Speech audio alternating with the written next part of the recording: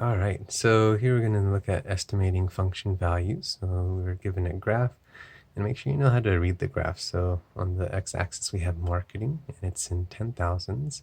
So this is actually 20,000, 40,000, 60,000. And on the y-axis we have profit. So that's also in 10,000. So this is 500,000 and 1 million. Okay. So the first question says, estimate the profit when marketing costs are $30,000. Confirm algebraically. So estimating, taking an educated guess. So let's guess, and so go to 30,000. So it's in between 20,000 and 40,000. So it should be right there. We go up. That's going to be about, that looks like 75. So 750.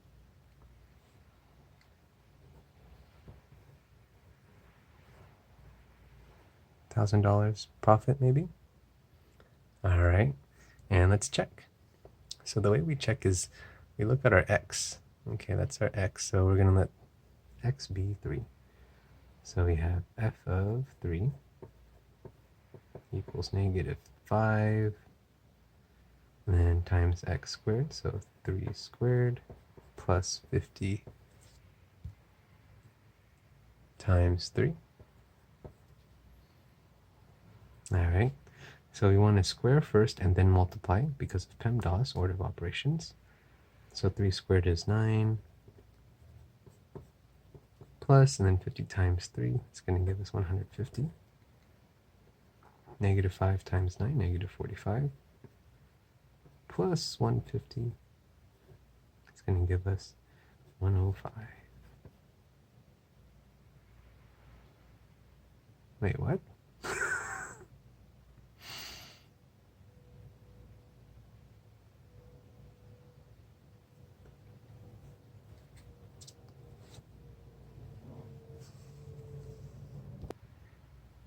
And then the reason why that's really off from my estimation is because I drew the graph by hand. So, yeah, so the actual is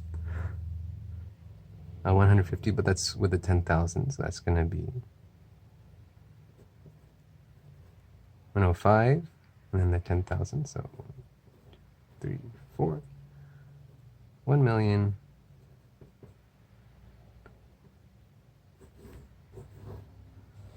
and $50,000 profit.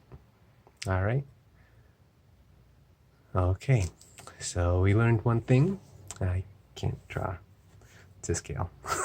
All right, and B, estimate the marketing costs when profit is $1,250,000. Confirm algebraically. Okay, so where's 1,250,000? Let's find out what the scaling is. This is the second marking, and this is 50. So 50 divided by 2, that's 25. So this is scaled by 25. 25, 50, 75, 100, 125. So right there, let's go to the graph. Oh, looks like it's the vertex. So I'm going to say, go down, and that is 5. All right, so I'm going to say 5. I hope it's right this time. Now we're going to check algebraically. The way we do that is we check in between 5. So we'll check 4 and we'll check 6. Okay, so let's check 4 first. F of 4 equals -5 times 4 squared plus 50 times 4. And 4 squared is 16. So we have -5 times 16 plus 50 times 4 is 200. And then -5 times 16 is going to give us -80 plus 200 is 120. All right, so not 100, not 100, 1 million, not 125. Okay, so it's smaller. Okay, let's try f of 6.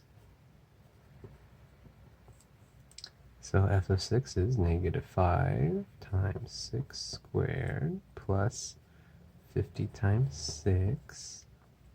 And 6 squared is 36. Oh boy. And 50 times 6 is 300. Oh. And let's do this in our head. 5 times 3 is 15. And then 5 times 6 is 30. So let's put that 0, 3, and then 5 times 3 is 15. Plus the 3 from the 30 is going to give us 180. Plus 300 gives us 120 again. Hey, yeah, which makes sense because it's symmetrical. Okay. So we have that. It's between 120 and 120. So yeah, in between 4 and 6, it is 125 or 1,250,000. And that's how you check algebraically. Or you can just plug in 125 in for the y. Okay, but for that one, you're going to have to use the quadratic formula. And we'll see that later on. All right, the domain and the range. So here we have a graph. Notice it looks like an M, McDonald's.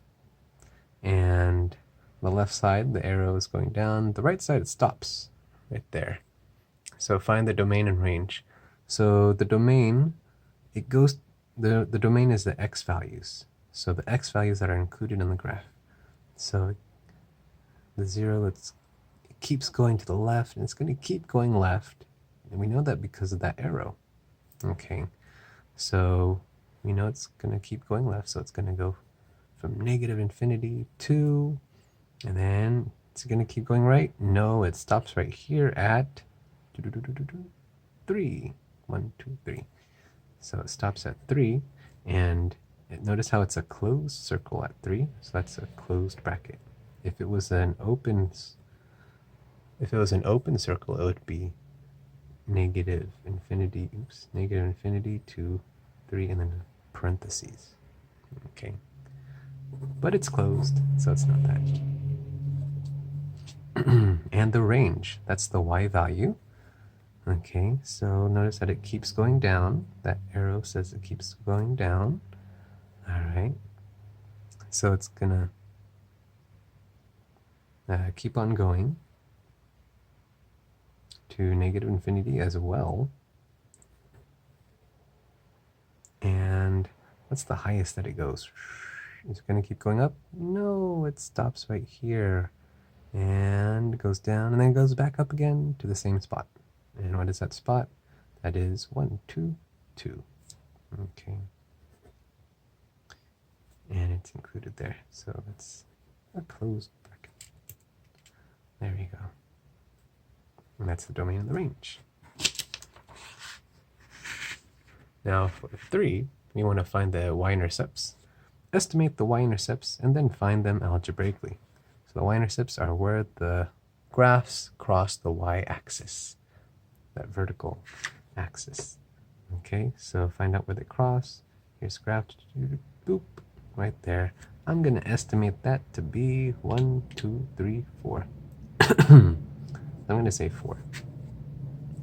And the way we find out is, notice for the y-axis, for the y-intercept, the x is 0, right? It's not going to the right. It's not at 1 or negative 1. It's at 0, right in the middle. So we want to find, for y-intercepts, we want to put 0 in for x. So 0 squared minus 4 times 0 plus 4. We get 0 minus 0 squared is 0, minus 4 times 0 is 0, plus 4. Hey! And we get 4 there. Ta-dun! And the next one, we have an absolute value here, because it looks like a V. All right. And where does it cross the y-axis? Right there. Looks like it's -1 to me. And let's test it. Same thing. substitute 0 for x. So g of 0 equals absolute value of 0 plus 2 minus 3. And 0 plus 2 is 2 minus 3. Absolute value of 2 just makes it positive. It's a distance from 0, so it's positive 2 minus 3 is negative 1. There we go. And now let's look at the next side. It says find the zeros. So approximate the zeros, then find the zeros algebraically. So approximate, look at the graph, and yeah, so just guess, estimate. So the zeros are also known as the X-Intercepts. Okay. So we want to look at where the graph crosses the x-axis. That's the horizontal axis. Right there. That's a negative 1. And hey, that's a 0.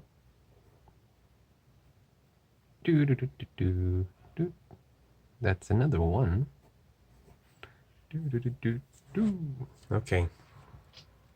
So we have negative 1, 0, and 1. Let's see if we're right. So the way we do that is the x-intercepts, the zeros. Those are called 0 because that's where the y is equal to 0, okay, or the f of x is equal to 0. So what we want to do is instead of f of x, we're going to put 0. 0 equals x cubed minus x. And here, there are many ways to solve this one. We notice that this has a cube here, x cubed, and we notice that both terms have an x. So let's factor out an x. Factor out if you can. Okay, you can't always factor out, but in this case we can because they both have x's. So we factor out an x. We had 3 x's, we took 1 away, so we have 2 left. We had 1 x here, we took 1 away, we have no x's left, so that x divided by x is 1. And there we go. Okay, so actually now we can do the zero product property. Because we have a product and it equals 0. So 0 product property time, that means we have x equals 0, and we have x squared minus 1 equals 0. So x equals 0, that's done. Hey, we got 1. And then we have x squared minus 1. So luckily, okay, never mind. So here, we just want to solve for x. So we're going to add 1 on both sides. We get x squared equals 1. And then, let me show that. And then we want to get rid of that square. So the opposite of squaring is square rooting. But remember, whenever you square root both sides, you have to plus or minus. Whenever you square root both sides, you have to put a plus or minus. So we have x equals plus or minus the square root of 1. The square root of 1 is 1. So plus or minus 1. I just showed an extra step there, sorry. Hey, we have a positive 1 and a negative 1 and 0. There you go. Answers. And the last two are test for symmetry. Use a graph to test for symmetry with respect to the x-axis, y-axis, and origin. Support numerically and then algebraically. All right. So there are ways to test this. Okay, when you assume that it's symmetrical about the x-axis, you want to plug in a negative y. Okay. Plug in, instead of y, put negative y. And instead of, so you should get, sorry, x comma negative y. And for the y-axis, then it's going to be negative x comma y. And the origin is going to be negative x comma negative y. All right, so let's try it. And we should end up with the same equation after we put in those negatives. Okay, so what does this one look like? It's symmetrical too. It's not even on the x-axis. Notice that we have the same on the left as we do on the right of the y-axis. So I'm going to say it's symmetrical with respect to the y-axis. So that means I'm going to replace my x with a negative x. So let's do it. Y equals negative x, put it in parentheses, squared plus 2. The reason we put it in parentheses is because that negative is included with the square, so negative x squared, so negative x times negative x. A negative times a negative is a positive. So we get positive, and x times x is x squared plus 2. Okay.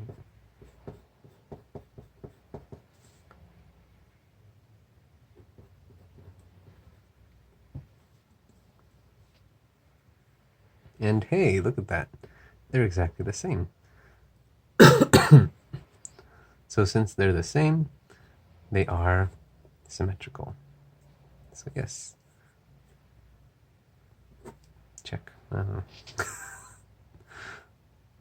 Symmetrical.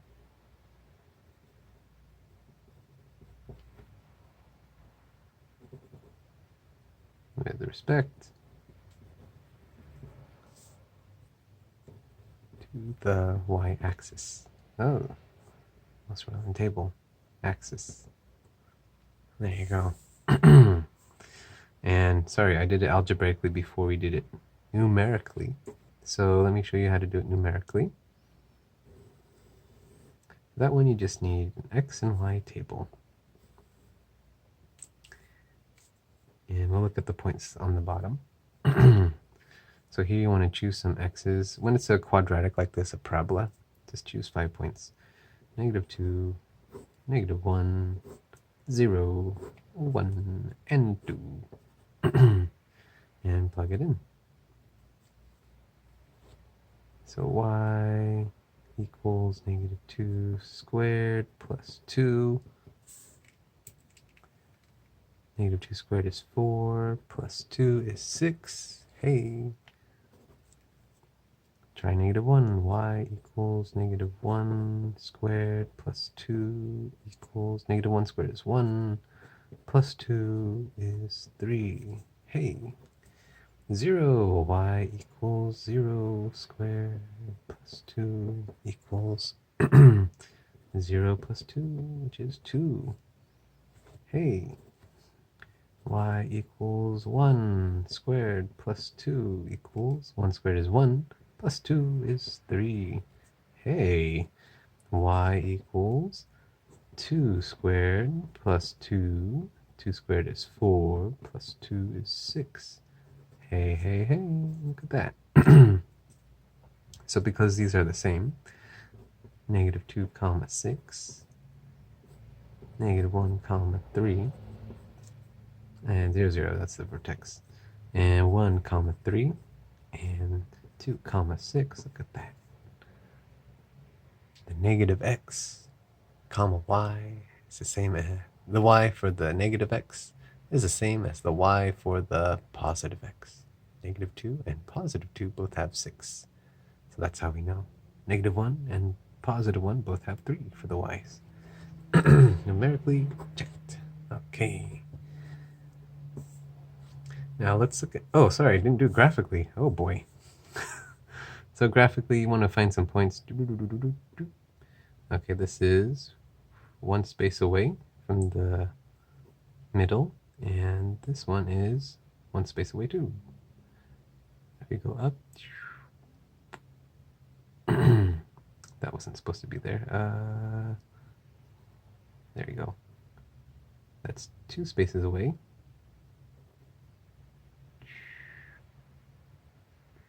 This is also 2 spaces away. See? They're equidistant from the axis of symmetry. Oops. Equidistant from the axis of symmetry. Those points. All right, let's look at the last one. So here, definitely not symmetrical across the x-axis, otherwise this one would be here, or this one would be here. Definitely not symmetrical about the y-axis, otherwise this would be over here, or this would be down here. Okay. So let's check the origin. For the origin, this one is a little tricky. You want to find a point, and since I drew my graph myself, it's not going to be perfect. So here, so we go down 2, and we go to the right 1.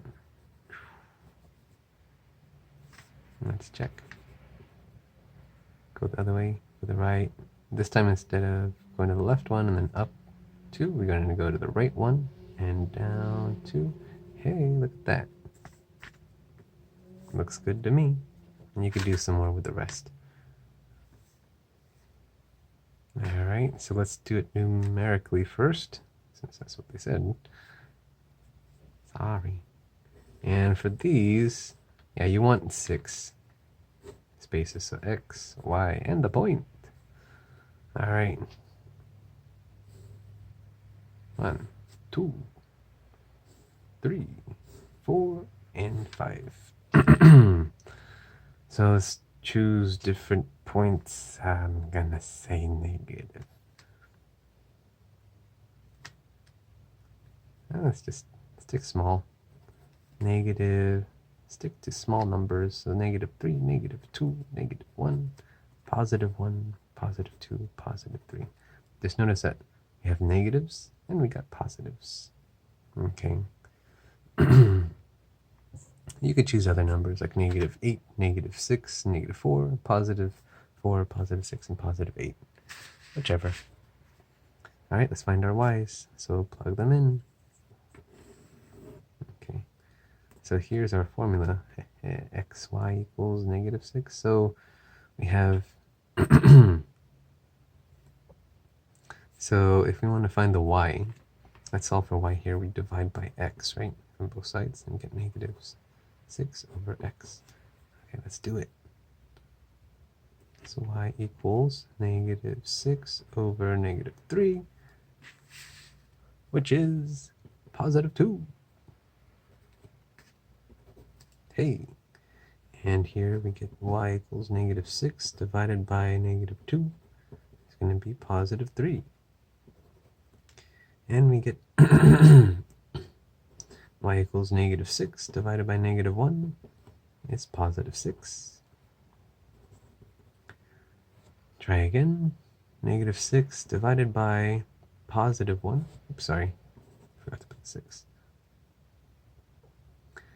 -6 divided by 1 is -6. And, oh, sorry, -6. -6 divided by +2 is -3.